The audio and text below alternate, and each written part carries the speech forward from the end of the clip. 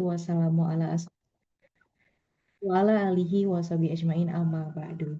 Selamat pagi Bapak Ibu semua. Perkenalkan saya Herunisa Al-Araf yang bertugas menjadi moderator pada pagi hari ini dan juga akan memandu kegiatan dari awal sampai akhir. Alhamdulillah pagi ini kita bisa bergabung di webinar. Walaupun mungkin pagi hari ini masih bergabungnya secara online, tapi insya Allah mungkin satu hari nanti ya kita bisa bikin kegiatan offline, bertemu bersama-sama juga berdiskusi terkait produk-produk halal dan juga apa saja yang dibutuhkan oleh Bapak Ibu sebagai pelaku usaha ataupun sebagai konsumen harus seperti apa, seperti itu. Nah, alhamdulillah pagi hari ini juga kami sudah bergabung selain bersama para peserta webinar, juga sudah ada Mbak Fadia Mutiara selaku General Manager Hal Koridor dan juga ada Mas Andi Setiadi yang pagi hari Apa lu ini sih? akan berbicara di webinar ini. Assalamualaikum Mas Andi. Waalaikumsalam warahmatullahi wabarakatuh, Mbak Hairunisa. Apa kabar Mas Andi? Ya, baik. Alhamdulillah, Mbak Nisa. Gimana kabarnya Mbak Nisa juga? Baik. Alhamdulillah Mas Andi baik. Ya, Mas Andi pagi ini pesertanya masih belum masuk semua, tapi Masya Hmm. Allah sekali dari pendaftaran kemarin itu sangat antusias sekali. Mungkin memang Hmm. bahasan terkait makanan viral itu kan nggak pernah stop ya Mas Andi ya, setiap harinya selalu Ya. ada viral. Cuman ya Hmm. memang kesadaran terkait makanan halal dan halalnya perlu kita dorong lagi nih Mas Andi. Ini hari Betul. ini juga ada hadir dari Sepatan Timur, dari Tangerang, dan kebetulan mereka juga Hmm. kebetulan adalah pelaku usaha yang Hmm. beberapanya sudah memiliki sertifikasi halal. Berarti dari kesadaran halalnya sudah cukup bagus nih Mas Andi. Mereka mau melakukan Hmm. sertifikasi. Jadi mungkin Mas Betul. Andi tanpa berlama-lama boleh kita mulai Mas Andi? Siap? Bisa. Baik, waktunya saya persilahkan kepada Mas Andi untuk memulai kegiatan. Oke, baik. Terima kasih, Mbak Nisa. Eh, baik, Bismillah. Assalamualaikum warahmatullahi wabarakatuh. Ya, tolong ya. Alhamdulillah, salatu wassalamu ala rasulillah wa ala alihi wa ashabihi wa mawala wa la hawla wa la quwata illa billah amma ba'd. Eh, para peserta webinar, para rekan-rekan semua, selamat pagi. Eh, Alhamdulillah kita bisa berkumpul di pagi hari ini dalam acara webinar ya, terkait dengan halal awareness ya, antara tren makanan viral dan pentingnya literasi produk halal dan non halal di era modern seperti itu. Saya izin memperkenalkan terlebih dahulu ya kepada Bapak Ibu sekalian. Izin mengenalkan diri, nama saya Andi, Andi Setiadi. Saya dari Hal Koridor. Ya kalau dibilang auditor senior juga sebetulnya mah tidak terlalu senior lah ya seperti itu. Namun saya hadir di sini, insya Allah kita saling berbagi saja, baik itu berbagi pengalaman, baik berbagi terkait dengan kondisi apa namanya pelaku usaha hari ini seperti apa, karena kami pun selaku auditor masih terus mempelajari ya perkembangan-perkembangan terkait dengan industri halal, baik itu makanan, minuman, ya, kosmetik, obat-obatan dan lain sebagainya. Karena tidak hanya makanan yang memang diwajibkan untuk bersertifikat halal, tetapi juga banyak produk lainnya, baik itu berupa barang maupun jasa. Di antaranya ada jasa penyembelihan yang memang sangat krusial ya dalam hal halal ini. Apalagi penyembelihan itu merupakan supply chain ya, artinya penyuplai rantai awal ya dalam industri makanan. Karena daging itu merupakan bahan dasar setiap makanan. Hampir setiap makanan menggunakan bahan dasarnya daging, baik itu unggas ya, ayam-ayaman gitu ya, unggas ya, maupun ruminansia atau seperti sapi, kambing dan lain sebagainya. Jadi eh, tadi seperti yang kita bahas sebelumnya bahwa memang tidak hanya makanan, tetapi juga ada jasa, ya, ada barang gunaan dan lain sebagainya. Nanti kita akan bahas lebih dalam seperti itu. Nanti kita sharing-sharing saja. Sebetulnya saya juga menampilkan tidak banyak sih. Tidak istilahnya apa ya, memberikan materi juga enggak gitu ya. Ini semuanya pada dasarnya kita saling mengingatkan saja seperti itu terkait dengan eh, apa namanya, terkait dengan regulasi-regulasi halal di Indonesia tuh perkembangannya seperti apa sih gitu ya.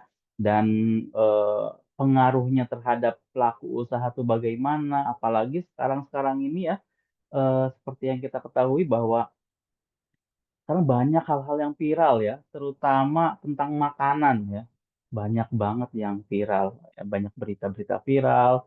Akhir-akhir ini misalkan terkait dengan ada bakso, ada juga terkait dengan ya akhir-akhir ini apa namanya tempat makan yang katanya mengandung babi lah ya, ada marshmallow mengandung bahan babi lah dan lain sebagainya lah ya. Banyak tahun ini tuh banyak viral ya, sekarang menjelang akhir tahun ya, ternyata banyak viral terkait dengan halal seperti itu. Nanti kan kita akan bahas ya seperti itu. Baik, saya izin share screen ya Bapak Ibu sekalian.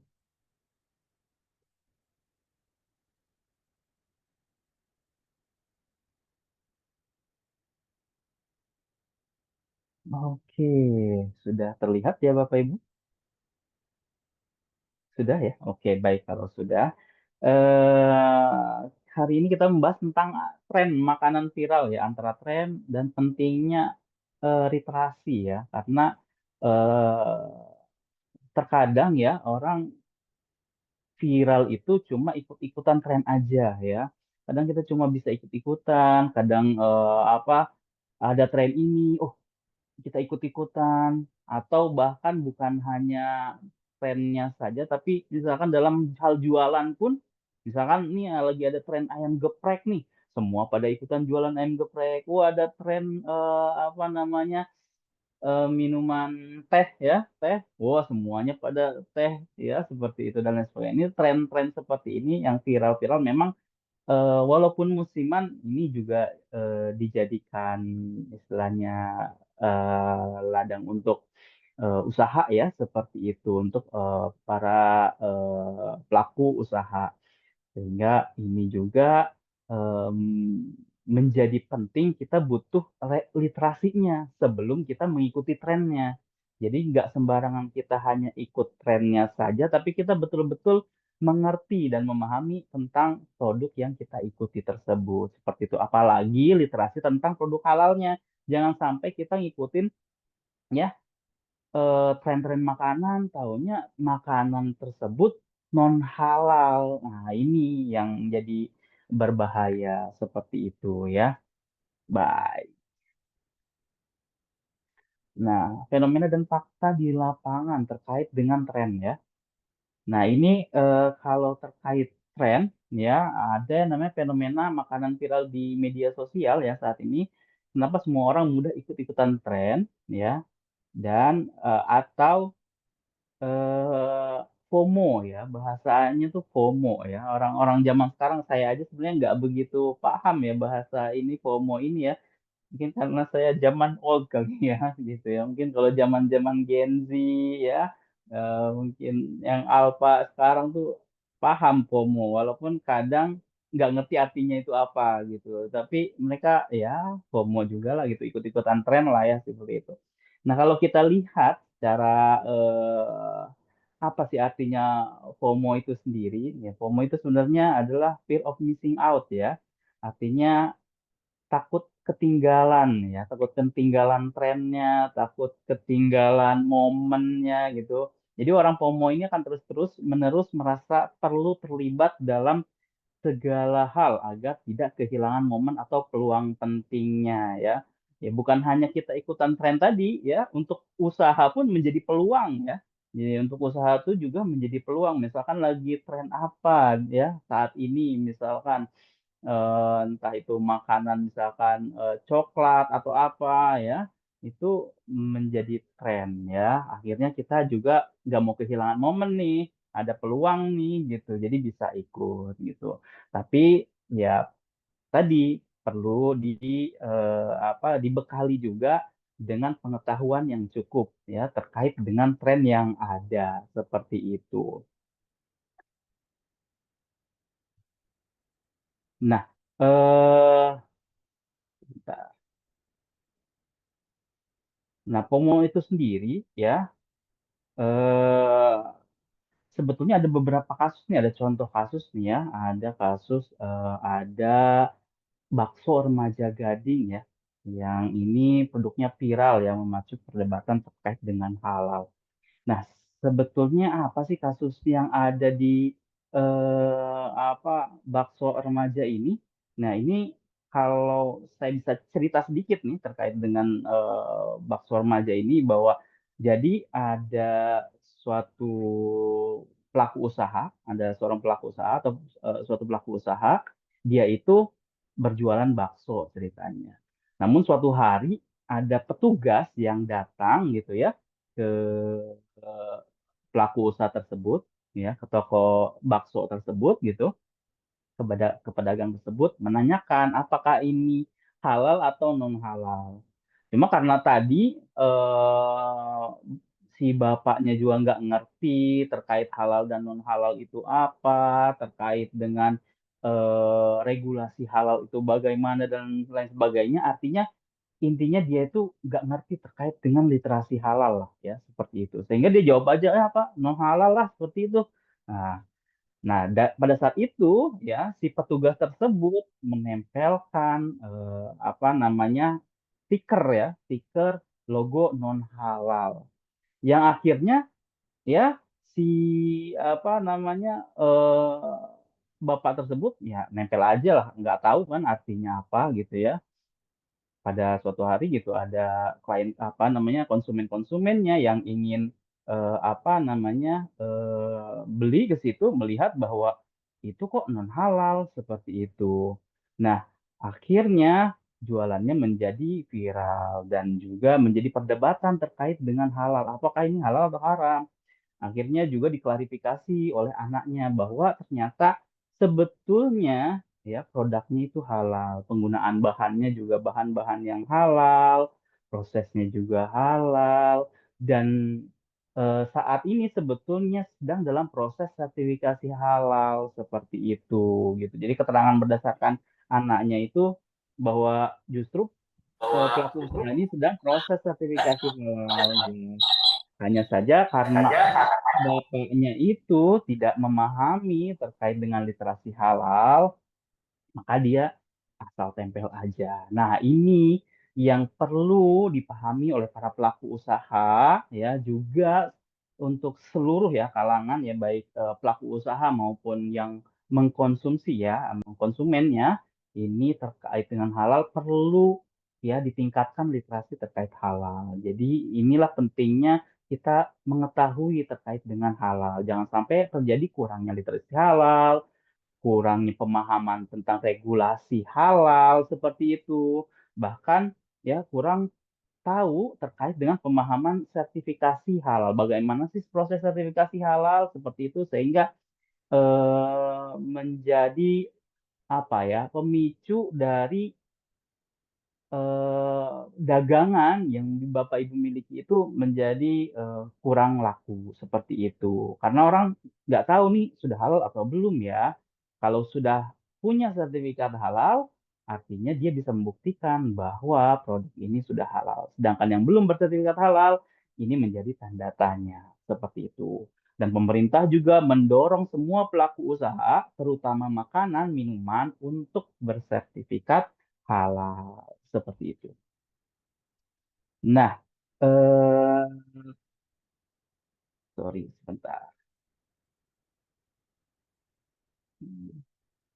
sebentar. Oh, sorry.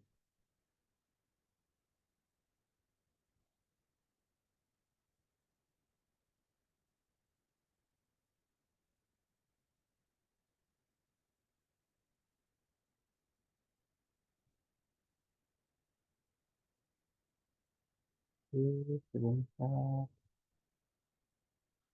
Eh, Iya,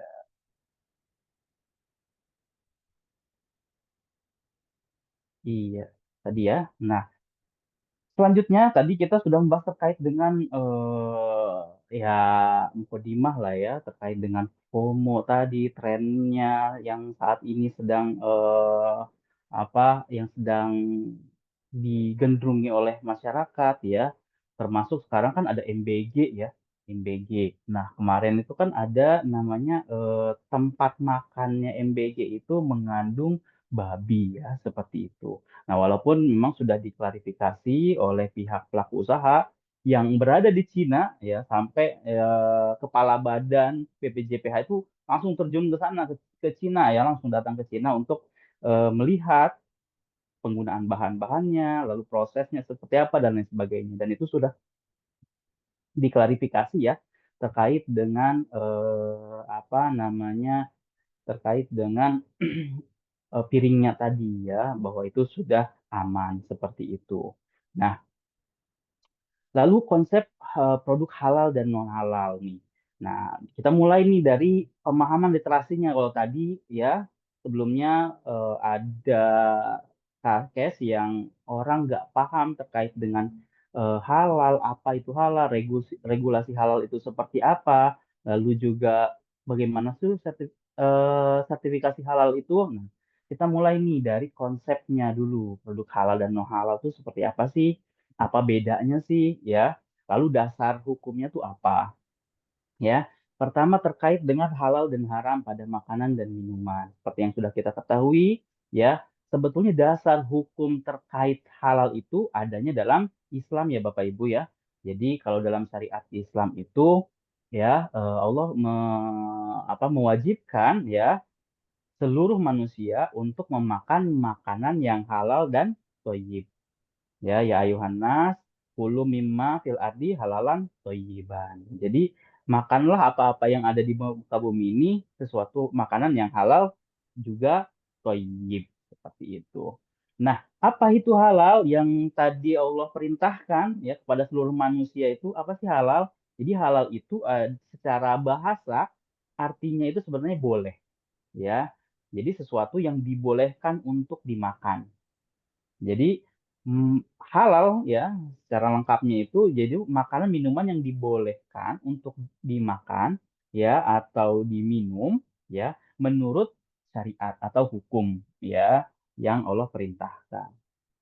Sedangkan haram itu sendiri ya secara bahasa adalah sesuatu yang dilarang ya. Jadi jangan dimakan kalau makanan. Kalau perbuatan ya jangan dilakukan. Itu haram. Ya. Nah, kalau untuk konsepnya terhadap makanan dan minuman ya adalah haram itu adalah makanan atau minuman yang dilarang menurut syariat atau secara hukum agama Islam dan dapat menyebabkan dosa karena itu melanggar aturan Allah Subhanahu wa taala. Seperti itu. Nah, apa saja sih yang diharamkan ya? Secara kaidah keumuman bahwa seluruh ya terkait dengan makanan minuman itu seluruh yang ada di muka bumi itu boleh ya, hukum asalnya boleh kecuali ada dalil yang mengharamkan. Apa saja ya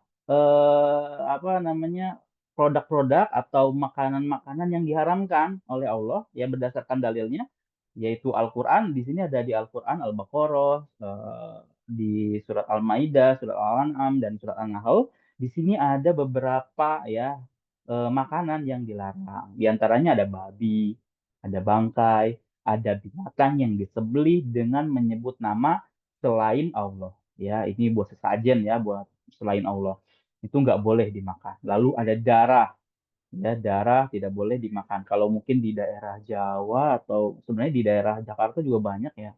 Ada yang namanya marus.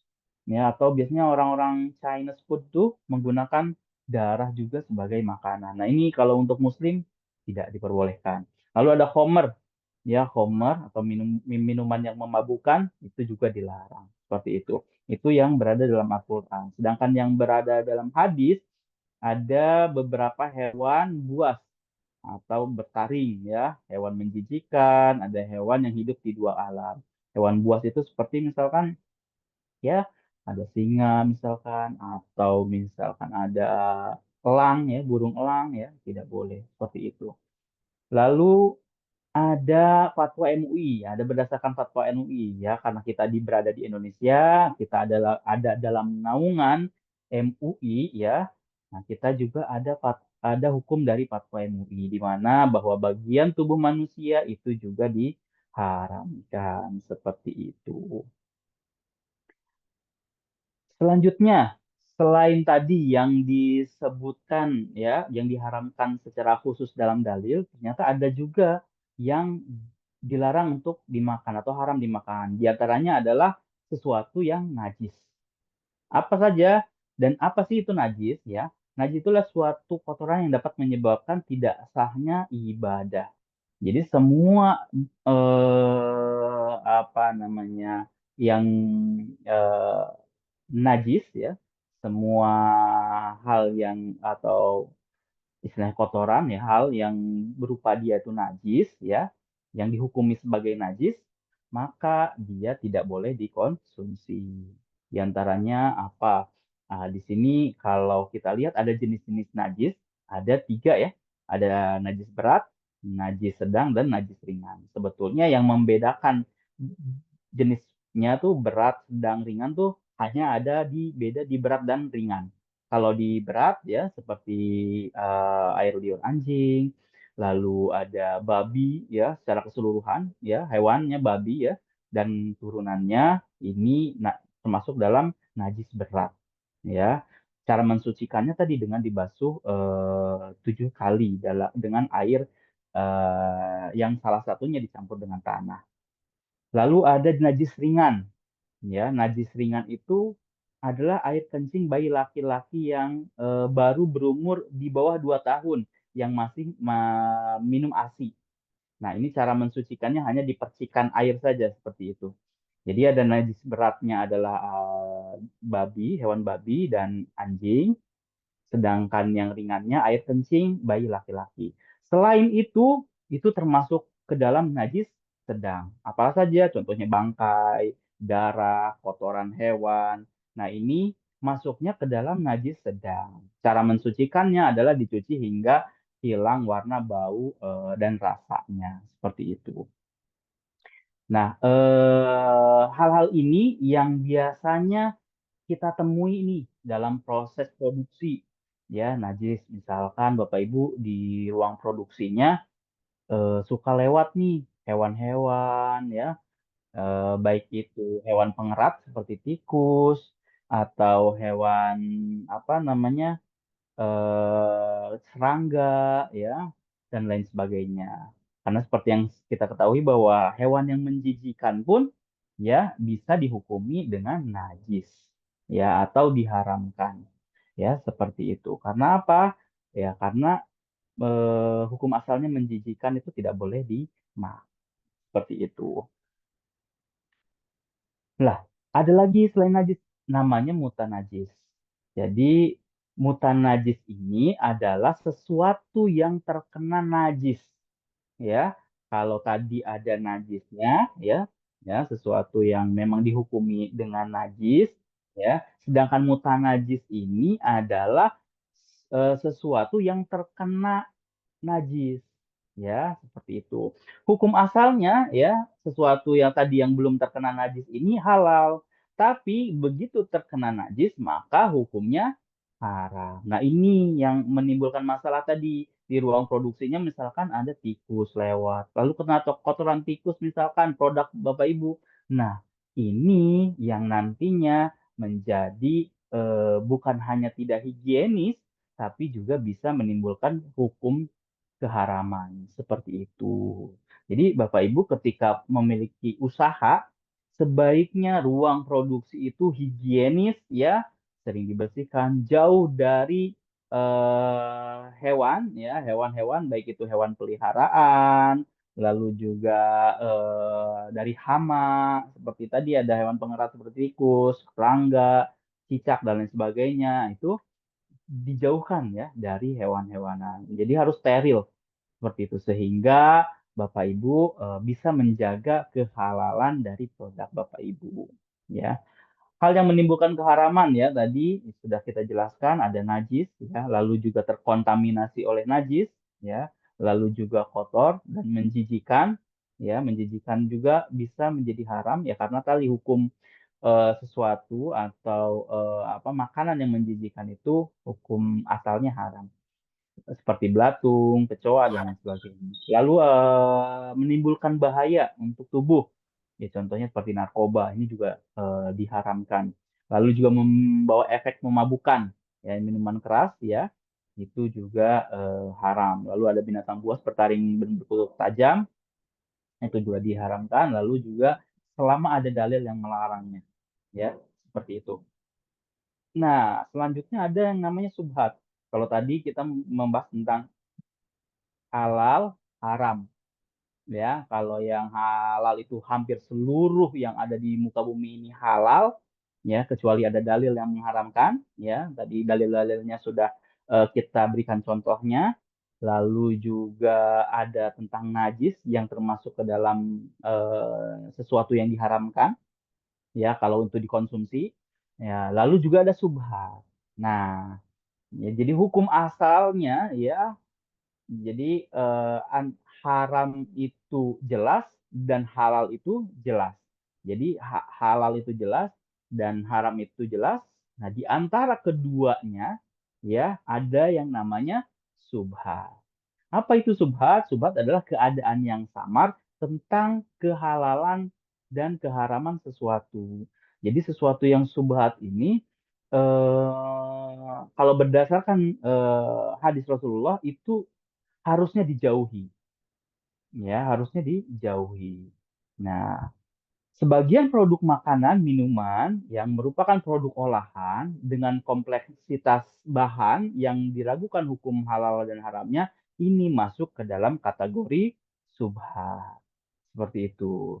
Nah, makanya pemerintah memberikan kepastian hukum terkait dengan makanan minuman yang memiliki kompleksitas bahan dan tentu saja produk-produknya mengalami pengolahan teknologi ini diwajibkan bersertifikat halal. Agar apa? Agar kepastian hukum dari apa yang dikonsumsi ini jelas. Karena tadi berdasarkan dalilnya bahwa antara yang halal itu jelas, yang haram itu jelas. Sebaiknya kita makan apa yang kita makan adalah yang halal-halal. Sedangkan yang haram dijauhkan. Seperti itu. Nah, statusnya tadi, kalau statusnya kalau subhat, ya tadinya misalkan halal, tapi ternyata mengalami produk olahan, lalu kompleksitas bahannya cukup tinggi, ini hukumnya menjadi subhat. Maka perlu namanya fatwa. Seperti itu. Maka perlu ada sertifikasi halal. Ya, seperti itu. Nah, ini juga ada di masyarakat ini yang kita sering lihat ya di pelaku-pelaku usaha, terutama pelaku-pelaku usaha yang non-muslim, Chinese food ya, misalkan Thailand food dan lain sebagainya lah ya. Mereka menempel label bahwa no pork no lard ya, no pork no lard. Apa sih sebetulnya no pork no lard? Apakah no pork no lard ini sudah halal kah atau aman dikonsumsi oleh muslim gitu ya? Ya, seperti itu. Nah, kita harus tahu dulu ya. Sebenarnya no pork no lard itu apa? Pork itu sendiri adalah mengacu kepada daging babi ya. Sedangkan lard itu sendiri adalah mengacu terhadap lemak. Jadi no pork no lard itu adalah berarti dia tidak mengandung daging babi dan tidak mengandung lemak babi atau minyak babi seperti itu. Apakah ini sudah halal? Belum tentu Bapak Ibu. Jadi yang beredar di masyarakat kalau dia no pork no lard, oh aman bisa dikonsumsi oleh Muslim. Tidak, ya. Kalau secara hukum itu belum tentu halal. Ya kalau aman dimakan mungkin aman saja kalau dimakan. Tapi kalau secara hukum belum tentu dia halal, ya. Maka no pork no lard ini jangan dijadikan acuan. Tetapi kalau ingin aman untuk Muslim, ya, hukumnya jelas, ini harus dilihat dari sertifikat halalnya, sudah halal atau belum, seperti itu. Novok Nolad ini tidak menunjukkan bahwa produk tersebut halal. Kenapa? Karena yang diharamkan itu bukan hanya babi. Tadi sudah diberi keterangan ya, contoh-contoh yang diharamkan. Ada namanya minuman yang beralkohol, ya. Terus ada hewan yang disembelih dengan menyebut nama selain Allah. Itu juga tidak boleh. Walaupun sapi ya, tapi ini buat sesajen ya, buat selain Allah, maka dia diharamkan untuk dimakan. Lalu ada lagi bangkai. Bangkai misalkan ayam tiren ya istilahnya ya. Kalau istilah dari bangkai kalau di Indonesia tuh disebut tiren ya. Sapi tiren atau ayam tiren ya, artinya mati dulu sebelum disembelih ya. Nah, ini bangkai ini dilarang. Hukumnya adalah haram. Ya kalau Novok Nolad misalkan tapi dia ayamnya bangkai atau bahkan dia misalkan menggunakan darah ya, atau dia menggunakan misalkan angciu ya atau minuman keras ya, itu tidak diperbolehkan juga, haram ya. Itu masuk kategori haram. Makanya Novok Nolad ini ya bukan jadi patokan bahwa makanan tersebut ya hukumnya halal untuk dikonsumsi oleh kaum muslimin. Jadi Bapak Ibu, ya pentingnya literasi halal itu ini ya. Jadi terkadang di masyarakat lihat, oh ini Novok Nolad nih, ini FOMO ikut-ikutan, orang-orang pada masuk, kita juga ikutan masuk untuk makan. Nah itu. Jadi perlu literasi halal itu penting seperti itu. Jadi Novok Nolad jangan dijadikan acuan ya Bapak Ibu. Oke. Selanjutnya ya terkait dengan sertifikasi halal ya. Nah, apa sih itu sertifikasi halal? Kalau tadi kita sudah membahas terkait dengan dasar hukumnya halal ya, lalu apa saja yang diharamkan, apa saja yang boleh, yang dimakan oleh kaum muslimin. Selanjutnya kita masuk ke dalam sertifikasi halal ya. Apa sih sertifikasi halal itu? Adalah pengakuan kehalalan suatu produk yang diterbitkan oleh Badan Penyelenggara Jaminan Produk Halal berdasarkan fatwa halal tertulis atau penetapan kehalalan produk oleh MUI seperti itu. Jadi sertifikat halal ini penetapan hukum halalnya bukan oleh BPJPH, oleh pemerintah bukan, tetapi oleh MUI yang memang pakar terkait dengan hukum halal haram. Jadi Bapak Ibu jangan khawatir ya, ketika Bapak Ibu melihat misalkan ada toko gitu ya di sana sudah halal gitu ya. Bapak Ibu nggak perlu ragu. Kenapa? Karena yang memberikan fatwa itu bukan dari pemerintah, tetapi MUI, Majelis Ulama Indonesia yang memang pakar terkait hukum halal dan haram. Sehingga setiap produk yang bersertifikat halal itu halal untuk dikonsumsi. Seperti itu. Namun ada hal yang penting lagi nih Bapak Ibu. Selain Bapak Ibu melihat apa namanya dia berlogo halal ya, Bapak Ibu juga harus melihat kode yang ada di sini nih, kode di bawah logo halal, ada kode kan di sini, ada ID-nya. Ada beberapa pelaku usaha yang menempelkan logo halal tidak dengan ID-nya. Nah ini perlu kita curigai juga, jangan-jangan logo halalnya asal tempel aja. Jangan-jangan dia belum bersertifikat halal cuma nempelin logo aja. Nah, ini juga kita harus perhatian ya. Kita harus cek juga cross check bahwa ini sudah ada logo halalnya nih. Apakah logo halalnya memiliki nomor ID atau tidak? Ya, ada nomor sertifikatnya atau tidak. Kalau ada, kita bisa melihatnya di sini logo halal, lalu di sini ada nomornya. Nah, nomor ini kita bisa cek ya di halaman BPJPH ya. Kita bisa lihat Oh, ini betul, jelas. Sertifikatnya ada, produknya juga jelas ada. Nah, ini. Jadi Bapak Ibu selain melihat sertifikat halal, melihat ada logo halalnya, tapi dilihat juga ya ada nomor ID-nya atau tidak. Seperti itu. Nah, regulasi terkait dengan sertifikat halal. Saja sih regulasinya di sini ada Undang-Undang Nomor 33 Tahun 2014 ya tentang jaminan produk halal. Ini merupakan undang-undang pertama yang dikeluarkan oleh pemerintah terkait dengan jaminan produk halal. Selanjutnya ada Undang-Undang Nomor 6, ada Peraturan Pemerintah Nomor 42 Tahun 2024 tahun sebelumnya ya, lalu ada Peraturan Menteri Agama, ada Keputusan Menteri Agama, ada Keputusan Menteri Agama yang lainnya, dan ada Kepkaban, ya, ada Peraturan Kepala Badan, ada Keputusan Kepala Badan. Jadi regulasi terkait halal ini sebetulnya sudah lengkap dari segala lini, baik itu dari pemerintah, dari undang-undang, ya dari DPR yang mengeluarkan DPR, lalu pemerintah, peraturan pemerintah yang dikeluarkan oleh apa namanya pemerintahan, ya presiden, ya diketuai oleh presiden, lalu juga ada menteri, peraturan menteri yang dikeluarkan oleh menteri, lalu ada keputusan menteri, ada keputusan kepala badan juga.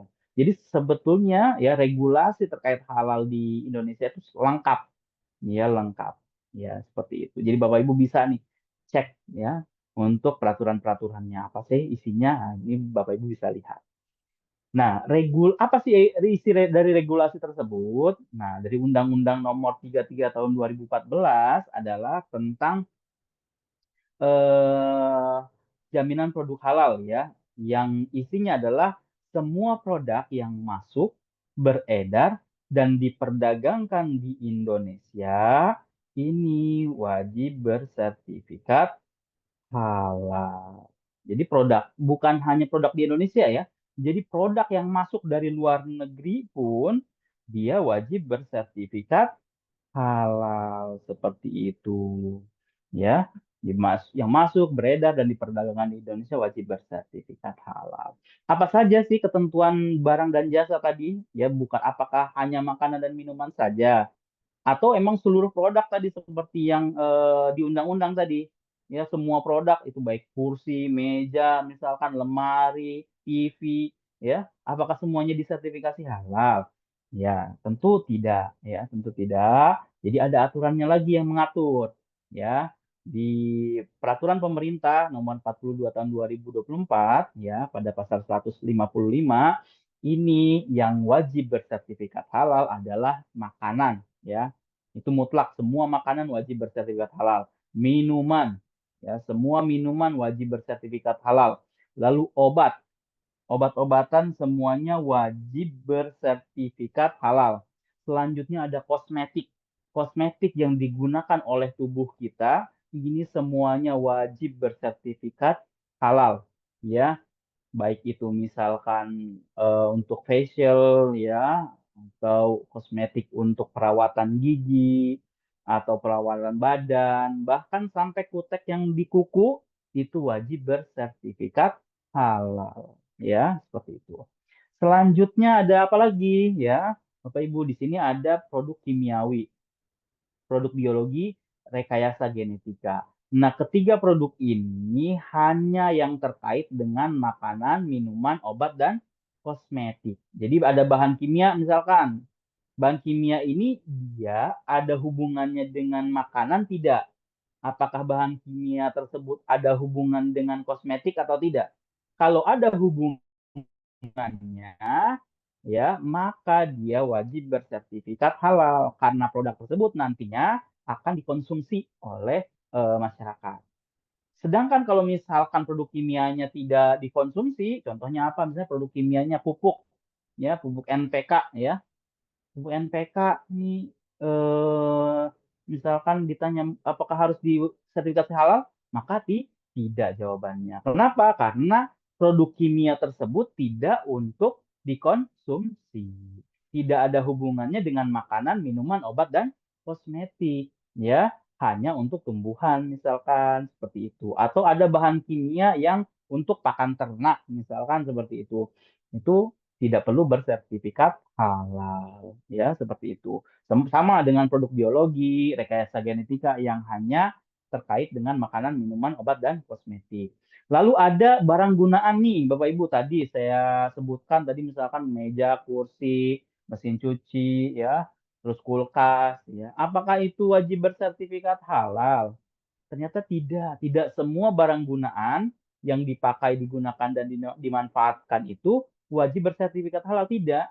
Yang wajib itu adalah barang gunaan yang dia bahannya berasal dan atau mengandung unsur hewani saja, seperti itu. Jadi hanya mengandung unsur hewan saja. Misalkan contohnya apa? Jaket. Kan itu digunakan, dipakai oleh kita. Jaketnya dia mengandung unsur hewan atau tidak?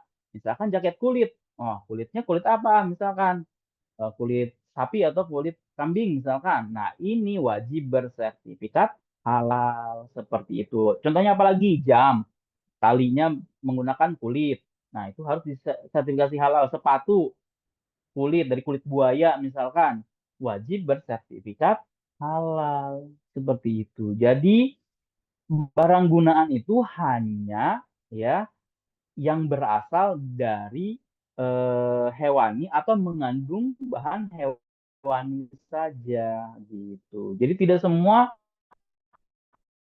barang, misalkan meja, meja dari kayu, ditanya disertifikasi halal atau tidak, maka itu kita jawab tidak perlu. Kenapa? Karena dia tidak mengandung unsur hewani. Seperti itu. Atau kalau misalkan dia mejanya dilapisi gelatin biar mengkilat. Gelatinnya dari hewani. Nah, itu baru disertifikasi halal. Seperti itu. Gitu. Selanjutnya ada jasa. Nah, jasa. Di sini ada jasa penyembelihan, pengolahan, penyimpanan, pengemasan, distribusi, penjualan, dan penyajian. Seluruh jasa ini yang wajib disertifikasi halal hanya yang terkait dengan makanan, minuman, obat, dan kosmetik. Jadi nggak semua jasa ya disertifikasi halal. Contohnya di sini ada jasa pendistribusian. Jasa distribusi ini wajib disertifikasi halal apabila dia mendistribusikan makanan, mendistribusikan minuman, mendistribusikan obat, mendistribusikan kosmetik. Tapi kalau dia mendistribusikannya misalkan meja, mendistribusikan kursi, mendistribusikan misalkan alat-alat, ya alat-alat berat dan lain sebagainya, itu tidak perlu disertifikasi halal jasa pendistribusiannya. Ya, tapi kalau dia mendistribusikan makanan, maka dia wajib bersertifikat halal. Contohnya lagi jasa penjualan. Misalkan dia jualan makanan, maka jasa penjualannya tersebut wajib bersertifikat halal. Contohnya jasa penjualan apa sih? Retail-retail tuh ya, warung-warung, ya, warung makanan tapi ya. Tapi kalau jualannya misalkan jasa penjualannya adalah toko bangunan, ya nggak perlu disertifikasi halal, gitu. Ya, kalau jualannya makanan, maka jasa penjualannya wajib bersertifikat halal, ya Bapak Ibu, seperti itu. Nah, itu ya pengetahuan terkait dengan produk-produk apa saja yang diwajibkan bersertifikat halal. Jadi jangan sampai salah mengira lagi. Kadang-kadang masyarakat melihat aturan misalkan ini semua produk wajib bersertifikat halal misalnya. Langsung bereaksi semuanya. Ya, wah masa kipas angin juga disertifikasi halal, ribet-ribet amat sih nih apa namanya pemerintah ya gitu ya. Makanya adanya kami ya Halal Koridor itu bukan hanya selaku sebagai jasa pendampingan sertifikasi halal saja, tapi kami juga memberikan edukasi ya kepada masyarakat dalam hal literasi halal seperti itu. Selanjutnya penahapan kewajiban bersertifikat halal ya. Penahapannya sampai kapan sih ya Bapak Ibu? Nah, ini yang pertama untuk pelaku usaha menengah dan besar. Ini juga ada pada peraturan pemerintah nomor 42 tahun 2024 kemarin ya, yaitu pelaku usaha menengah dan besar itu diwajibkan pada 17 Oktober 2019 sampai 17 Oktober 2024.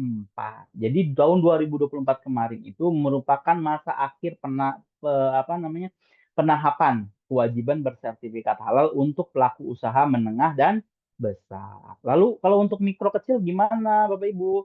Nah, untuk yang mikro kecil ya itu ada kelonggaran ya. Masa akhir penahapannya adalah di tahun 2026.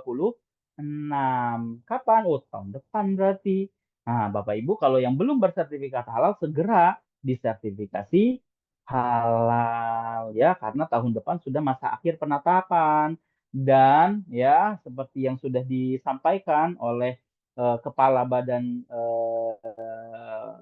Penyelenggara Jaminan Produk Halal bahwa tahun 2026 Oktober nanti ya kalau sudah akhir penahapan maka akan dilakukan sidak-sidak nih. Walaupun sebenarnya dari tahun ini sudah mulai banyak nih sidak ya, tapi nanti lebih masif lagi karena sudah masa akhir penahapan ya.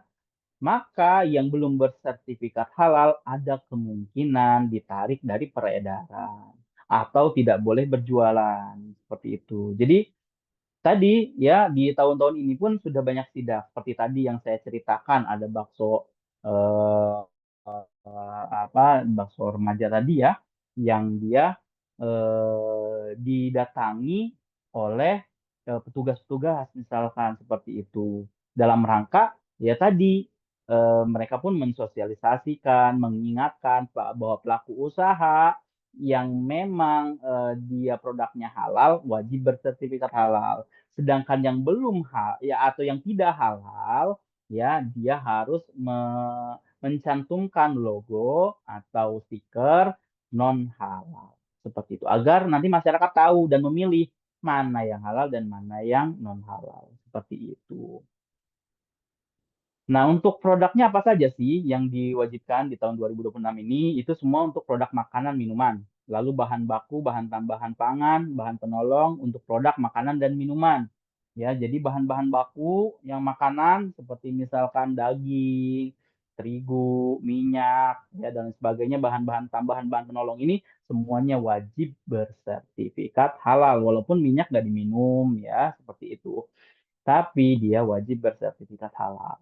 Lalu hasil sembelihan dan jasa penyembelihan ya. Jadi tahun 2026 itu semuanya wajib bersertifikat halal seperti itu. Nah, ini untuk penahapan kewajiban selain makanan dan minuman, ada obat, kosmetik, ya produk kimiawi, ya ada barang gunaan dan produk rekayasa genetika. Nanti Bapak Ibu bisa baca penahapannya. Nah, lalu manfaatnya apa sih kalau disertifikasi halal ya? Ngapain sih capek-capek disertifikasi halal gitu ya? Ribet-ribet disertifikasi halal. Jadi manfaatnya adalah Bapak Ibu ketika Bapak Ibu mengurus sertifikasi halal, ini dapat meningkatkan kepercayaan konsumen. Apalagi Indonesia ya Bapak Ibu. Indonesia itu 85%-nya merupakan warga muslim ya. Kalau mereka melihat produknya belum bersertifikat halal, produk Bapak Ibu bisa jadi tidak laku sehingga kepercayaan konsumen menurun seperti itu. Lalu memberikan jaminan dan kepastian. Nah, ini udah pasti ini ya.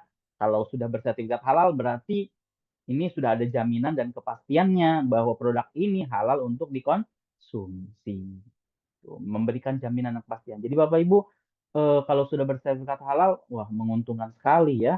Artinya konsumen itu melihat bukan hanya dari segi jaminan dan kepastian, tapi juga ada sisi kepercayaan. Sehingga kalau misalkan ada satu keripik pisang yang bersertifikat halal dan yang satu belum bersertifikat halal, orang akan lebih memilih yang bersertifikat halal dibandingkan yang belum bersertifikat halal. Walaupun sama-sama keripik pisang, walaupun sama-sama dari pisang, ya, dia halal pisangnya, ya bahan dasarnya halal. Tapi kalau dia sudah ada logo halalnya, itu jauh meningkatkan kepercayaan konsumen.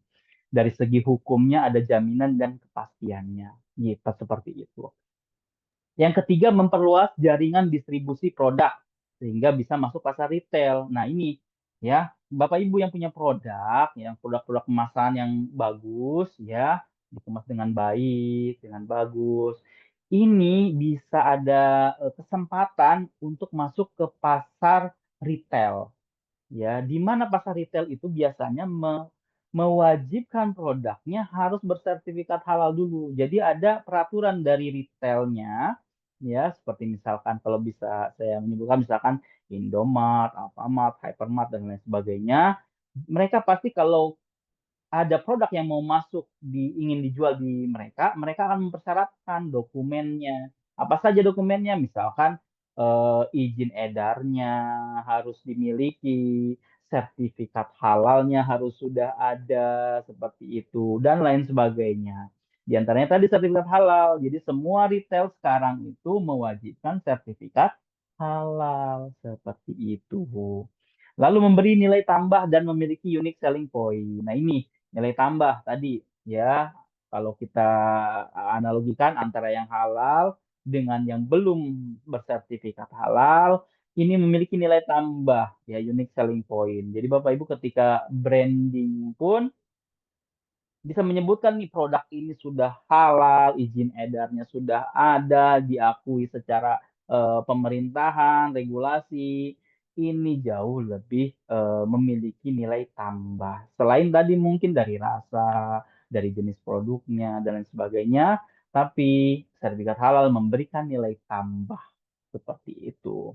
Selanjutnya, yang kelima adalah memiliki kesempatan meraih pasar global ya Bapak Ibu. Jadi sekarang ya Bapak Ibu kalau ingin produknya dipasarkan ke luar negeri, ya ada beberapa negara yang mewajibkan produk tersebut kalau masuk ke negaranya harus bersertifikat halal. Contohnya apa? Negara Malaysia, Singapura. Walaupun Singapura itu negara non-Muslim ya, istilahnya maksudnya mayoritasnya non-Muslim, tetapi mereka dalam hal segi halal mereka itu cukup perhatian seperti itu. Jadi produknya kalau dari Indonesia nih mau dikirim ke apa namanya Singapura, mereka akan minta sertifikat halalnya ya. Lalu ada Pakistan, ya memang Muslim. Lalu juga ada Uni Emirat Arab ya. Jadi kalau Bapak Ibu mau jualan ke negeri-negeri Muslim itu mereka justru mewajibkan bersertifikat halal. Nah ini juga nih ya. Jadi artinya Bapak Ibu kalau disertifikasi halal memiliki kesempatan ya untuk dipasarkan secara global. Adapun nanti melalui siapanya, ya Bapak Ibu bisa juga menghubungi Halal Koridor karena kami juga bekerja sama dengan suatu komunitas yang memang juga sering melakukan eh, ekspor ya, sering melakukan ekspor seperti itu. Mas Oke, Andi mau selanjutnya, yep, sebentar, Mas Andi. ya, Ini karena halo, kita keterbatasan waktu, Mas Andi. oke. Oh iya siap, waduh, 1 menit lagi ya. Iya betul. Oke, Biar audiensnya bisa Hmm, tanya jawab sama Mas Andi, karena memang oke. kebetulan nih ada beberapa pertanyaan juga yang sudah masuk di kolom Waduh, chat. saya nggak Mungkin merhatiin nanti lagi ya. Mm-mm, audiens-audiens bisa apa namanya berinteraksi langsung dengan Mas Andi. Jadi nanti mm-mm, bisa di open dan juga open mm. mic-nya. Boleh Oke. dilanjutkan ke Q&A atau mungkin ada Mas Andi mau jelasin sedikit lagi? Oke, sedikit lagi aja ya. Kita ini alur sertifikasi reguler ya. Kita coba lanjut sedikit lagi. Untuk alur sertifikasi reguler ini, Bapak Ibu, kalau Bapak Ibu ngurus sendiri mungkin sebetulnya bisa aja. Namun tadi prosesnya kadang Bapak Ibu harus betul-betul memahami proses sertifikasi halalnya secara rinci ya. Sehingga dalam prosesnya tidak hanya dalam pengumpulan dokumen ya, dalam prosesnya itu semuanya harus dipahami ya. Di sini ada alurnya dimulai dari persiapan dokumen-dokumen, lalu ada sosialisasi, lalu ada pelatihan internal, lalu ada audit internal, registrasi, verifikasi dokumen oleh BPJPH, lalu ada proses audit eksternal nantinya. Selanjutnya ada proses sidang fatwa, lalu penerbitan. Nah, seluruh proses ini harus dilalui oleh pelaku usaha seperti itu. Dan lama waktunya kalau Bapak Ibu mempercayakannya kepada Halal Koridor, tentu saja kami bisa membantu melalui prosesnya ya. Lama waktunya dari sekitar 60 sampai 90 hari. Tentu bisa lebih cepat lagi jika Bapak Ibu memang sudah menyiapkan dokumen-dokumen semuanya seperti itu. Lalu peran pendampingan ya Halal Koridor untuk membantu UMKM ya tadi ya kalau Bapak Ibu mempercayakan kepada kami untuk proses pendampingan sertifikasi halalnya ya ini kami dengan adanya kami itu mempermudah dan mempercepat proses sertifikasi halal ya. Ya biasanya sertifikasi halal itu kalau untuk reguler bisa sampai 3 bulan, ya 6 bulan, bahkan ada yang setahun. Ya, tapi kalau kami ya 3 bulan ke bawah, bisa 2 bulan, bahkan bisa 1 bulan setengah. Ya, seperti itu. Lalu meningkatkan pemahaman tentang halal. Ya, bukan hanya kita membantu proses administrasinya saja, tapi kami tadi memberikan edukasi kepada pelaku usahanya, ya, agar memberikan pemahaman juga ya bahwa halal itu tidak hanya sebatas sertifikat, tetapi bagaimana Bapak Ibu mengimplementasikan ya dari sistem yang Bapak Ibu miliki. Lalu memastikan kepatuhan yang berkelanjutan. Tadi sistem yang sudah kita misalkan bangun ini harus terus diterapkan. Jangan sampai hanya sampai sertifikasi halal turun saja, tidak berlanjut nih kepatuhannya. Jadi kami ya memberikan edukasi juga untuk selalu melakukan kepatuhan secara berkelanjutan seperti itu ya.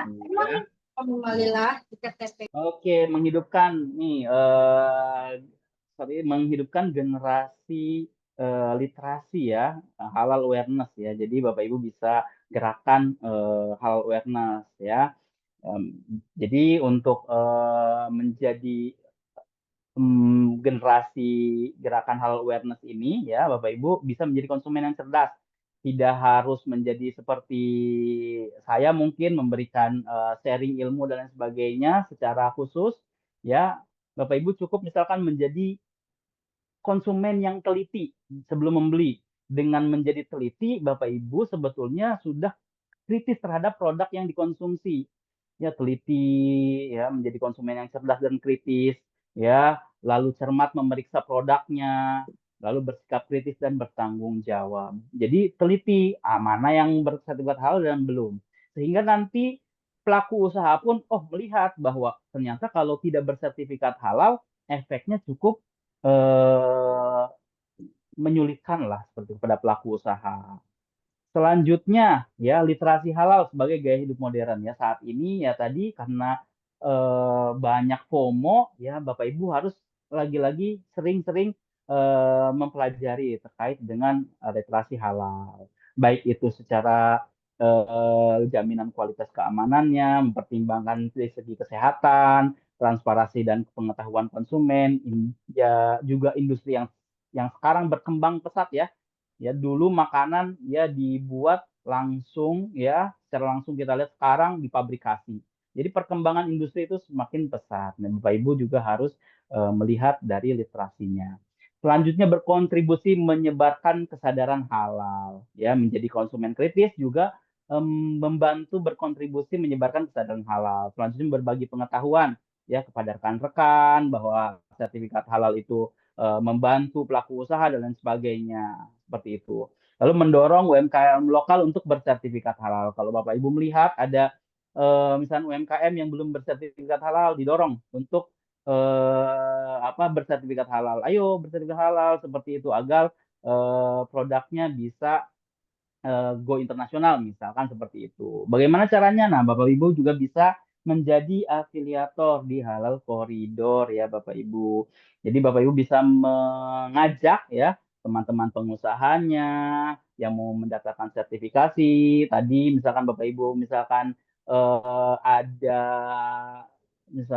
pelaku usaha, Bapak Ibu beli di situ ternyata belum bersertifikat halal, Bapak Ibu bisa ajak tuh ya dengan mengajak bersertifikat halal. Nah, didaftarkan sertifikat halal melalui Halal Koridor. Bapak Ibu bukan hanya berkontribusi dalam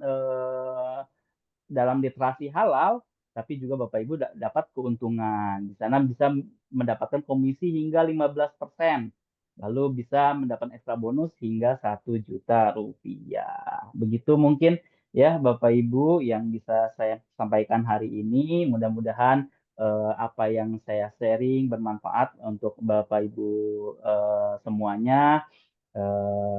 Sekian dan terima kasih.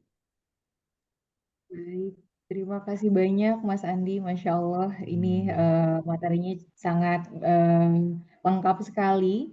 Jadi kita banyak belajar terkait apa itu halal, kemudian juga fenomena FOMO yang memang saat ini ramai banget nih, dikit-dikit viral, kita ikutan, nggak taunya padahal produknya itu mungkin belum bersertifikat halal, atau bahkan produknya itu malah mengandung bahan-bahan yang tidak halal. Seperti itu. Nah, ini kita di kolom komentar udah ada beberapa yang nanya nih Mas Andi ke Mas Andi. Mungkin diawali Oke, ya. dari Ibu Mujia Saraswati. Ibu Mujia tanya ke Mas Andi katanya, kalau tinggal di daerah terpencil, cara paling mudah untuk bisa ikut program atau pelatihan halal itu bagaimana ya? Kedua, banyak masyarakat desa yang ingin ikut sosialisasi halal, tapi jaraknya jauh. Apakah ada cara ikut online atau pendampingan jarak jauh yang lebih sederhana? Gimana tuh Mas Andi? Baik, ya yang pertama terkait dengan jarak ya. Terkait dengan jarak. Bapak Ibu jangan khawatir ya terkait jarak itu sekarang bukan zaman apa ya, zaman kegelapan ya. Sekarang tuh terang Ya. benderang semuanya serba online, semuanya serba cepat informasi beredar. Sekarang ada yang namanya HP, laptop dan lain sebagainya yang itu bisa menjadi sarana informasi ya. Sekarang banyak sekali ya kalau kita ingin tahu sesuatu itu tinggal ceknya aja di Google dan lain sebagainya. Ada Mbah Google lah istilahnya kalau mau cari apa-apa ke Mbah ya gitu. Jadi kalau dulu mbahnya mbah beneran, nah sekarang sudah mbah Google nih ya, gitu. Kalau mau tahu apa-apa itu mbah Google. Kalau mbah yang beneran mungkin ya kadang tahu kadang enggak seperti itu. Nah makanya Bapak Ibu jangan khawatir. Sekarang kita juga memberikan edukasi seperti ini, ada webinar dan sebagainya secara online. Jadi Bapak Ibu bisa mengajak nih ke rekan-rekannya untuk mengikuti webinar kami yang insya Allah setiap bulannya ada ya, selalu ada. Makanya nanti informasi ini akan terus kita kirimkan setiap bulan. Ya, kalau ada hal awareness lagi, misalkan ada sosialisasi lagi, lalu ada misalkan webinar lagi, kita akan informasikan. Jadi Bapak Ibu jangan sampai ketinggalan ya, terutama teman-temannya tadi atau rekan-rekan Bapak Ibu yang ada di daerah terpencil ya. Mungkin bisa Bapak Ibu ajak misalnya ke daerah yang ada sinyalnya. Kadang terpencil tuh bukan karena apa-apa, karena sinyalnya nggak ada ya Bapak Ibu ya. Ya, sinyalnya susah ya agak digeser sedikit yang cari sinyal yang bagus, ikut ya sosialisasi halal secara online seperti ini. Sekarang simple ya, tinggal Bapak Ibu meluangkan waktu seperti itu dengan HP ya, kita bisa ikutan seperti ini, mendengarkan. Kalau sinyalnya kurang bagus nggak usah nyalain kamera, misalkan sinyalnya kurang bagus, silakan mendengarkan ya, seperti itu agar literasi tentang halal itu bisa sampai ke kita seperti itu. Jangan sampai tadi FOMO-FOMO tadi. Yang kedua ya, kalau ingin program melakukan sertifikasi halal Bapak Ibu, dengan hal koridor kita bisa melakukan pendampingan secara online Bapak Ibu. Jangan khawatir. Jadi Bapak Ibu kalau ingin ngurus repot nih, nggak ada yang bisa bantu nih, Bapak Ibu bisa menghubungi hal koridor, bisa langsung ke Mbak Nisa atau ke saya atau ke Mbak Fadia yang ingin disertifikasi halal produknya, langsung bisa menghubungi ke Mbak Hairunisa, ke saya atau ke Mbak Fadia ya, untuk pokoknya langsung hubungi halal koridor. Nanti mungkin Mbak Hairunisa bisa mengirimkan nomor kontak yang bisa dihubungi seperti itu. Boleh. Terima kasih Mas Andi. Nanti akan saya kan Ya. juga Bapak Ibu. Atau juga mungkin nanti kita diskusi di grup, karena sebetulnya Mas Andi ini peserta kita tuh sudah bergabung dalam satu grup yang sama sebetulnya Mas Andi. Wah, Jadi nanti mantap betul. diskusinya kita akan diskusi di grup. Nah, kemudian pertanyaan selanjutnya nih Mas Andi, ini cukup banyak nih pertanyaannya, tapi memang ini Oh, menjadi oke, salah oke. satu hal yang cukup banyak dialami oleh teman-teman Muslim yang tinggal di luar negeri. Ini Ya. pertanyaannya dari Pak Ahyani ya. Mm-mm. Pertama pertanyaannya adalah Pak Andi, kalau kerja di luar negeri, cara Mm-mm. paling simpel buat yakin makanan yang kita beli nggak ada unsur babinya tuh gimana? Terus Hmm. yang kedua, bahan makanan luar negeri kan suka asing. Tanda apa Hmm. yang paling mudah dilihat biar kita terhindar dari darah atau bangkai? Dan yang Hmm. terakhir, kalau kena najis ringan saat kerja, langkah cepat apa yang bisa dilakukan agar tetap bersih dalam beribadah? Gitu Mas Andi pertanyaannya. Waduh, cukup ini juga ya. Yang pertama ya karena saya sebenarnya jarang keluar negeri ya, bahkan nggak pernah kali ya. Jadi saya sebenarnya nggak begitu paham juga sih di luar negeri. Tapi yang saya ketahui ya, yang saya ketahui walaupun saya tidak secara langsung, yang saya ketahui bahwa di setiap negara sekarang itu mereka memiliki lembaga halal luar negeri atau LHLN, di mana lembaga tersebut mengakomodir pelaku-pelaku usaha yang ingin disertifikasi halal. Sehingga produknya itu kalau kita ingin membedakan mana sih yang misalkan ini daging babi atau yang mana yang ini halal, yang mana tidak. Nah, ini kita lihat dia punya sertifikat halal atau tidak dari lembaga halal setempat, ya setempat. Misalkan di Korea ada lembaga halal setempatnya. Lalu misalnya di China banyak sekali lembaga halal setempat, banyak ya di China itu cukup banyak. Lalu juga di Eropa, ya di Eropa juga banyak, di Amerika, Australia, semuanya memiliki lembaga halal ya, lembaga halal yang di daerah masing-masing. Nah, itu bisa ditanyakan dulu sudah bersertifikat halal atau belum. Kalau misalkan ini ya kita tanya, ini dia ada dia memasak babi nggak di situ. Kalau memasak sebisa mungkin dihindari. Karena udah pasti kalau babi sudah pasti haram. Lalu juga Homer, kalau dia masaknya menggunakan Homer, sudah pasti haram. Jadi hindari. Adapun di daerah non-Muslim yang dia misalkan mayoritasnya Kristen, ya mayoritasnya pokoknya agama samawi ya Yahudi, sembelihan mereka itu halal untuk dimakan kita. Kayak misalkan ayam, jualan ayam, dia misalkan penyembelihnya Kristen, ya penyembelihnya Kristen. Walaupun dia tidak menyebutkan nama Allah, dalam Al-Quran sudah disebutkan bahwa sembelihan agama Kristen, Yahudi atau Nasrani dan Yahudi itu halal untuk dimakan. Tapi hewan sembelihan ya bukan babi, ya bukan homernya ya. Kalau homer tetap diharamkan, babi diharamkan. Tapi kalau sembelihan sapi sebetulnya boleh dimakan. Tapi yang lebih amannya memang sebaiknya yang sudah bersertifikat halal seperti itu. Adapun ya kalau kita namanya di negeri orang ya yang di lingkungannya ya mayoritas bukan muslim, Bapak Ibu ya sebisa mungkin hindari yang diharamkan. Yang penting itu. Yang misalkan tadi ada apa namanya babinya, ada homernya itu sudah ditinggalkan cari yang halal. Sekarang di street food kayak Amerika, Eropa itu banyak street food yang dari Pakistan misalkan yang memang dia pemiliknya Muslim.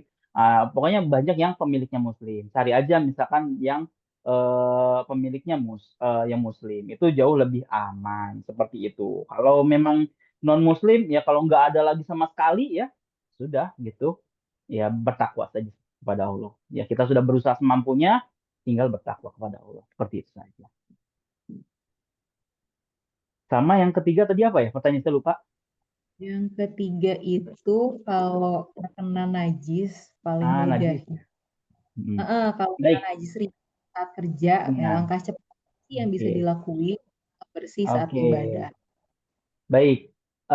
Kalau terkena najis apa dulu yang najis misalkan kena werpak. Werpak kalau biasanya kan di luar negeri itu kalau kerja di pabrikan biasanya mereka menggunakan werpak seragam khusus untuk kerja. Nah, itu bisa dilepas dulu tuh seragamnya. Ya, kita kan biasanya datang ke sana itu menggunakan pakaian sendiri, datang kalau belum pakai werpak, biasanya keluar dari pabrik werpak itu dilepas.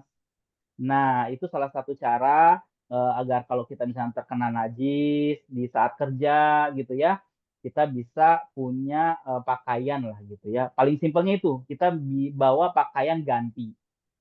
Kalaupun tidak, ya biasanya yang paling sering itu kan najisnya najis sedang lah ya, mutawasitoh gitu ya, najis sedang. Ya dibersihkan sampai hilang bau, rasa, dicuci ya, dikucek aja. Misalkan nggak punya wear pack, terus nggak bawa ganti juga, ya cukup dicuci sampai bersih, hilang warna, bau, rasa.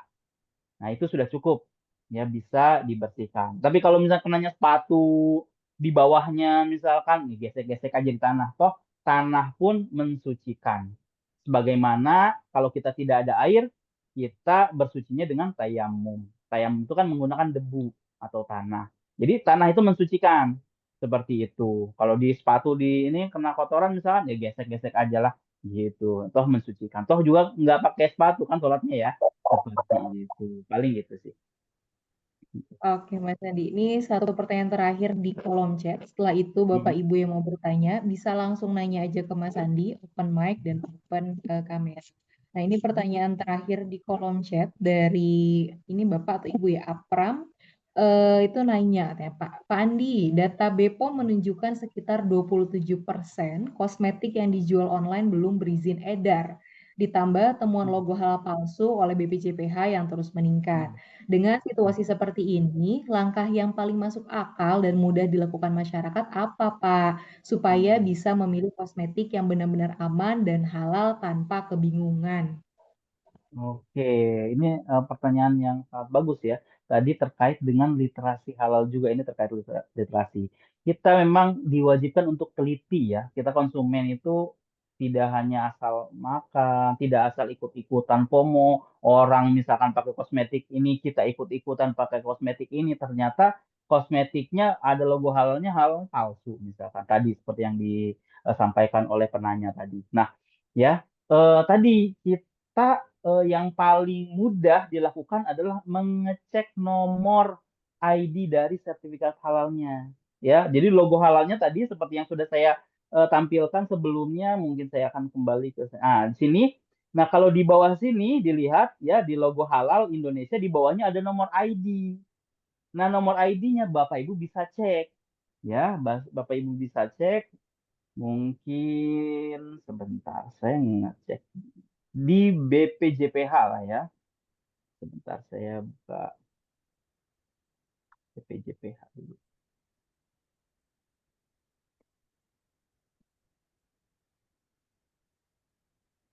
Oke, sebentar sambil saya buka BPJPH. Nah, jadi yang memang paling mudah adalah mengecek nomor ID-nya Bapak Ibu. Saya cuma ambil contoh sebentar. Selain nomor itu ya, saya cari nomor yang lain. Sebentar ya Bapak Ibu, mohon maaf. Eh, Sambil saya cari dulu.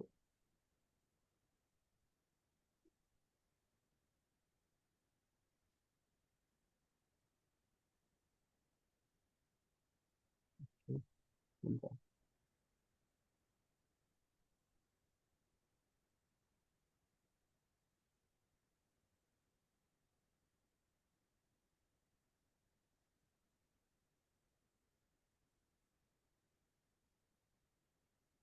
Mohon maaf ya, sebentar. Izin kita ngecek dulu ya. Saya stop share dulu. Saya izin share. Nah, ini dia. Nah, ini di laman BPJPH, Bapak Ibu bisa lihat di sini bpjphalal.go.id. Di sini Bapak Ibu bisa ngecek nomor ID-nya. Misalkan tadi ada logo halal. Kita cek, kita masukkan nomor di sini. Dicek produk halal. Di sini misalkan kita tulis nomornya sekian, kita cek ada tidak. Nah, di sini akan jelas nih produknya, misalkan minyak kayu manis, minyak kayu putih dan lain sebagainya. Di sini ada produk-produknya dan PT yang mengeluarkannya. Sudah sesuaikah atau belum dengan produk yang Bapak Ibu gunakan?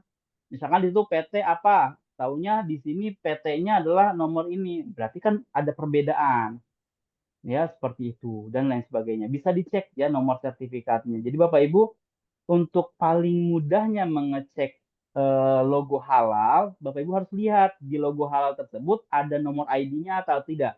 Kalau ada, dicek ya ke antara produk tersebut dengan yang di sertifikat halal sudah sesuai atau belum, seperti itu. Nah, bisa kita cek seperti ini. Ada minyak cendana dan lain sebagainya seperti ini. Jadi kita bisa cek seperti ya itu ya Bapak Ibu. Gitu. Ini cara paling mudah untuk mengeceknya ya. Jadi Bapak Ibu kalau misalkan mau ngecek ada lagi nggak produk? Oh, di sebelahnya ada lagi. Bisa ngecek sama Bapak Ibu ya. Ada lagi misalkan ada minyak daun cengkeh, ada kapulaga, dicek lagi sebelahnya, oh ada peppermint, terus oh ternyata dia punya produk banyak. Nah, dikeluar terbitnya kapan? Di sini udah ada.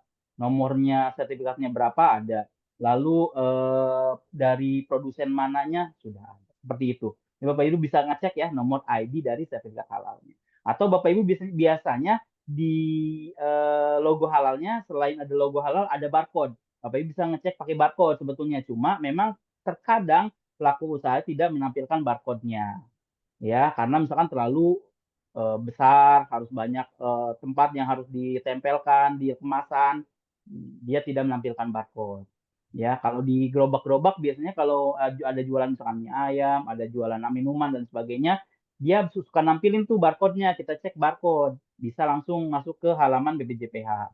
Tapi kalau dia tidak ada barcode-nya, kita harus ngecek nomor ID sertifikatnya, seperti itu. Ya. Oke, baik. Terima kasih Mas Andi.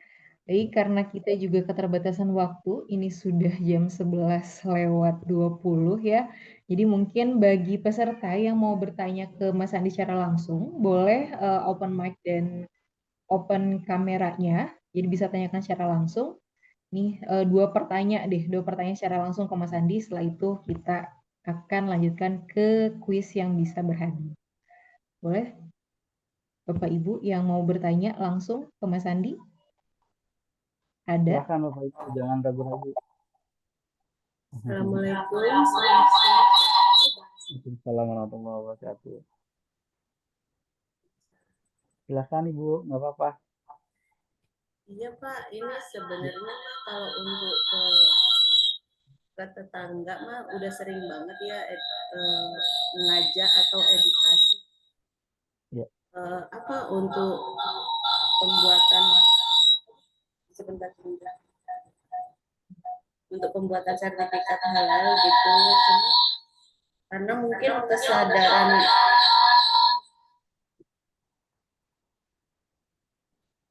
kesadaran dari merekanya itu itu yang susah gitu. Jadi pernah juga dari dinas koperasi kan telepon karena memang untuk di Sindang Jaya masih kurang untuk sertifikat halal, masih ada kuota 5.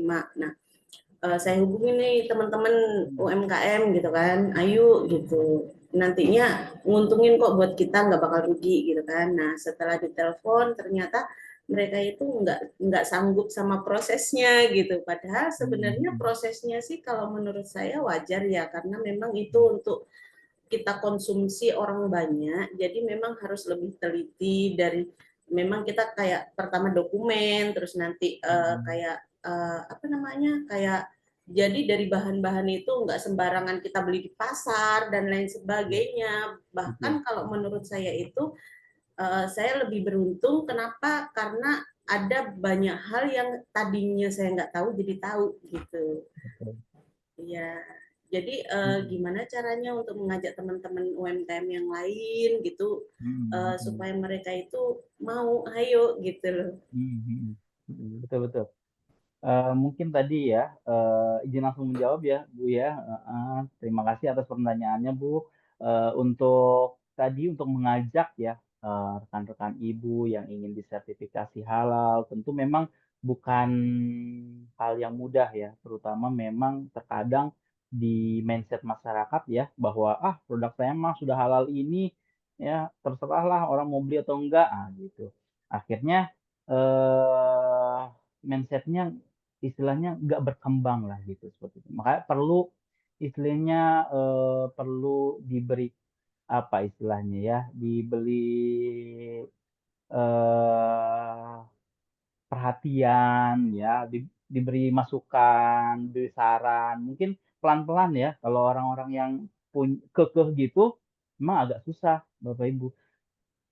Ada juga perlu mungkin diberitahu terkait dengan ketentuan-ketentuan tentang sertifikasi halal. Bahwa misalkan pelaku usaha wajib bersertifikat halal di tahun 2026 ini misalkan. Sehingga si pelaku usaha tersebut berpikir, oh kalau saya nggak bersertifikat halal, bisa-bisa saya nggak bisa jualan gitu. Yang tadinya mikirnya setelah mau beli apa enggak, akhirnya jadi nggak bisa jualan, dia nggak punya pendapatan kan, akhirnya seperti itu. Jadi bisa juga diberikan peringatan-peringatan bahwa kalau tidak bersertifikat halal di tahun 2026, ini produknya tidak boleh dijual belikan loh Bu, gitu, atau Pak, sehingga lebih baik segera disertifikasi halal agar Bapak Ibu tetap bisa berjualan, seperti itu. Nah itu mungkin diberikan saran seperti itu ya, atau diberikan peringatan-peringatan dan lain sebagainya. Karena terkadang orang yang agak kekeh itu susah sekali ya diberikan pemahamannya ya, misalkan sertifikat halal itu bagaimana. Dan mungkin butuh bantuan mereka itu sebetulnya, butuh dibantu, dibimbing, bagaimana cara prosesnya dan lain sebagainya, seperti itu. Mungkin kalau Ibu belum bisa membantu dan membimbing, nah mungkin kami bisa memberikan solusi seperti itu, bisa kami bimbing seperti itu. Paling seperti itu sih, karena memang terkadang mereka nggak mau ribet ya, "Ah, ribet banget nih ngurusnya, gini A, B, C, D, dan lain sebagainya," sebetulnya gitu. Ya, mungkin kalau Ibu bisa membantu, ya bisa Ibu membantu. Tapi kalau misalkan, "Nih kayaknya susah dibantu nih, udahlah saya, ini, apa namanya, kirimkan ke hal koridor aja," nah, itu bisa juga. Nanti biar kami yang akan memberikan, bantuan, bimbingan, dan lain sebagainya. Seperti itu Bu, paling. Mhm. Baik, apa udah cukup, Bu? Oke, baik. Terima kasih Bu atas pertanyaannya. Oke, satu pertanyaan terakhir sebelum kita di closing nih. Ada yang mau bertanya lagi? Boleh Bapak Ibu yang mau bertanya secara langsung kepada Mas Andi?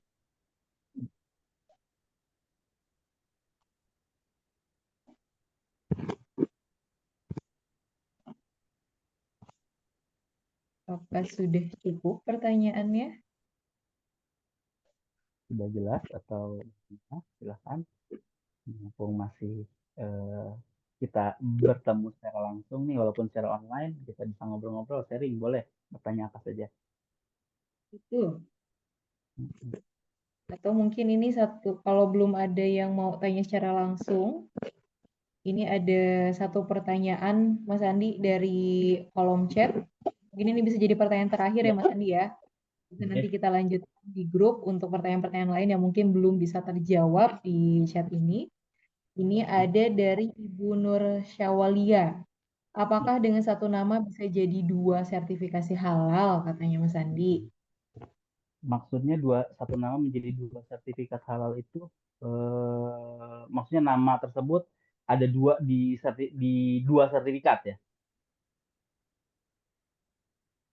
Misalkan nama Mungkin ya Mas Andi. brand, bisa satu nama bisa menjadi dua sertifikat itu, apakah dari satu pelaku usaha emang pengen menjadi dua nama, atau memang ada satu brand yang bisa di beberapa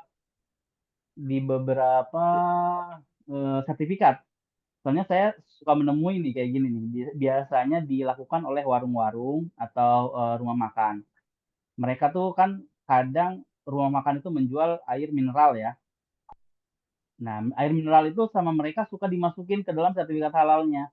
Padahal air mineral tersebut punya misalkan PT produsen, tapi oleh rumah makan juga karena dia jualan air mineralnya tersebut, dia memasukkannya ke rumah makannya. Jadi satu nama itu bisa ada di beberapa sertifikat ya. Kadang bisa seperti itu. Atau kalau ibu memang pengen satu nama itu di dua sertifikat, artinya si pelaku usaha punya dua sertifikat, itu juga bisa. Tapi harus istilahnya harus punya eh, beda jenis produk. Beda jenis produk misalkan. Misalkan seperti apa? Misalkan dia produknya apa? Makanan ya. makanan yang di rebranding misalkan, makanan yang di rebranding. Nah, makanan yang di rebranding ini bisa dia masuk ke jasa, jenisnya jasa pengemasan, atau dia bisa masuk ke barang makanan sendiri ya. Bisa jadi dua sertifikat, itu bisa terjadi. Jadi di satu perusahaan bisa punya dua sertifikat, atau misalkan tadi ada memang satu produk itu bisa di beberapa sertifikat bisa masuk tuh. Kayak tadi misalkan contohnya misalkan air mineral. Air mineral ini ada di warung ini, ada di CP ini, ada di CP ini, padahal punya PTA misalkan seperti itu. Itu bisa terjadi gitu. Oke Mas Andi, baik. Mm. Karena memang kita juga terbatas waktu dan sudah mau menjelang zuhur, Ya, jadi terima kasih banyak nih ke Mas Andi karena memang juga banyak sekali materi dan juga pembelajaran yang bisa kita terima hari ini. Tapi sebelum saya tutup, saya izin ke screen sebentar untuk ini ada beberapa informasi yang bisa Bapak Ibu manfaatkan terkait bagi Bapak Ibu yang mau melakukan sertifikasi halal ataupun mungkin mau menawarkan kepada teman-temannya yang belum bisa belum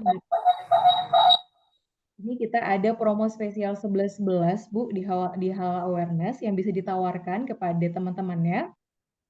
Cukup 4,7 juta rupiah aja itu udah paket bundling all in. Ini untuk sertifikasi halal reguler dan juga bisa ke seluruh jenis usahanya apa. Jadi bisa nanti ditawarkan kepada rekan-rekannya, saudaranya, tetangganya, temennya yang mau sertifikasi halal dan memang nggak mau ribet urusannya, itu bisa langsung hubungi Halal Koridor. Nah nanti kalau Bapak Ibu berhasil membawa mereka untuk melakukan sertifikasi halal kepada kami, Bapak Ibu berkesempatan untuk menjadi afiliator di Halal Koridor yang mana bisa mendapatkan komisi 15% dan juga ekstra bonus 1 juta rupiah. Gitu Bapak Ibu. Nanti untuk informasi detailnya kita bisa diskusi di grup ya Bapak Ibu. Nah ini informasi yang ingin saya sampaikan. Kemudian yang terakhir, informasi yang gak kalah pentingnya adalah karena di awal mungkin Bapak Ibu udah tahu bahwa webinar ini berhadiah ya. Jadi bagi Bapak Ibu yang tadi sudah mengikuti materi dari awal sampai akhir, pembahasan dari Mas Andi terkait apa itu produk halal dan produk non halal, kalau Bapak Ibu mau mendapatkan hadiahnya, ini ada kuis simple dari kami. Bapak Ibu di sini menggunakan sosial media semua kan ya? Ya, nah bagi Bapak Ibu yang menggunakan sosial media terutama di Instagram, Bapak Ibu bisa posting story, hanya story aja di Instagram, menjelaskan tentang apa itu produk halal dan non halal. Hanya itu aja. Bagi Bapak Ibu yang menjelaskan dengan cara yang menarik di story Instagram tentang produk halal dan non halal, kemudian di tag ke Instagramnya Halal Koridor, dan dikasih tanda pagar. Nanti informasinya akan saya share juga di grup biar Bapak Ibu bisa ikut. Tanda pagarnya adalah halal awareness. Jadi nanti bikin penjelaskan tentang produk halal dan non halal itu apa. Yang paling menarik akan menjadi pemenangnya dan akan kita umumkan pemenangnya di hari Senin di Instagram Halal Koridor. Jadi nanti bagi Bapak Ibu yang menggunakan sosial media bisa ikut. Nanti informasinya juga akan saya share di grup biar nggak pada bingung seperti apa. Baik, hanya itu aja informasi yang bisa kami sampaikan Bapak Ibu. Sebelum itu mungkin boleh ya pada open kamera untuk kita foto sama-sama buat dokumentasi. Di open kameranya. Baik, oke. Baik, 3, 2, 1. Bentar. Boleh satu kali lagi. 3, 2, 1. Oke, baik. Terima kasih Bapak Ibu semua. Baik, nanti informasinya akan saya share di grup. Terima kasih sekali Mas Andi sudah mengisi pada hari ini. Terima kasih Mbak Fadia. Terima kasih juga semuanya. Terima kasih tadi juga kalau tidak salah ada Pak Prastojo selaku Direktur Hal Koridor yang juga hadir pada webinar kali ini. Dan mohon maaf Bapak Ibu bila mana ada kekurangan atau informasi yang belum bisa kami sampaikan secara detail dan juga pertanyaan-pertanyaan yang belum bisa terjawab secara menyeluruh. Insya Allah di kemudian hari kami juga akan melakukan kegiatan webinar lagi. Bapak Ibu bisa join kembali dengan materi-materi yang tidak kalah serunya dan informatif yang juga sangat penting bagi Bapak Ibu semua. Akhir kalam, wassalamualaikum warahmatullahi wabarakatuh. Waalaikumsalam warahmatullahi wabarakatuh.